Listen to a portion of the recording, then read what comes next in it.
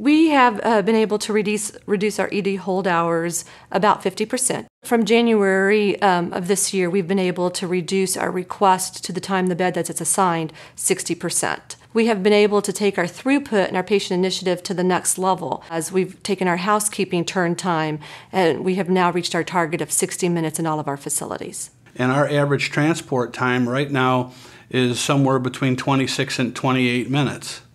And our response time, again, is within that 15 to 20 minute range, which is, we made some significant improvement. Back in January, we started to monitor our transport times that were response times over 45 minutes.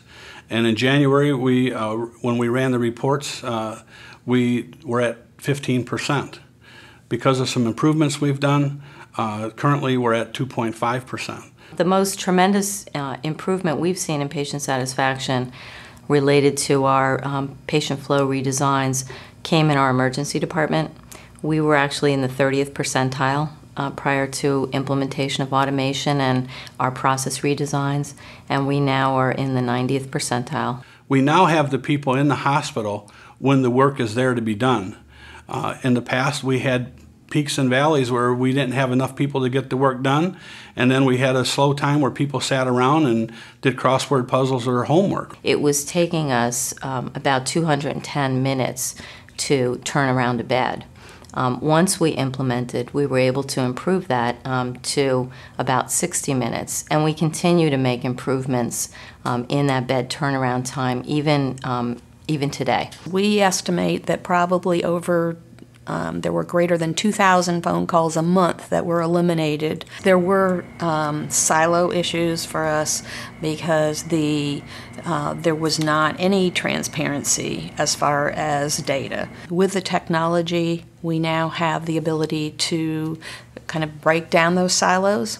Any patient who has been pre-registered in the system is available to us. Prior to implementation of our redesigns and technology, it was common to see 750 minutes per month of OR hold time, and now we've virtually eliminated that. Nobody at Rush wants to do a suboptimal job, and when you find out that your turnaround times are higher than other areas, you very quickly put things in line to fix that.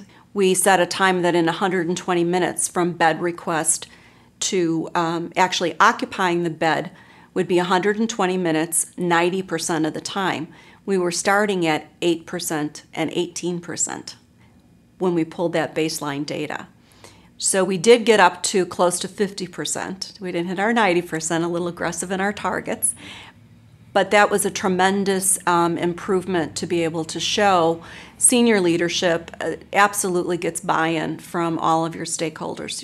We recognize that the crowding in the emergency department was often due to our inability to flow patients through the system as efficiently as we could. We saw results almost immediately.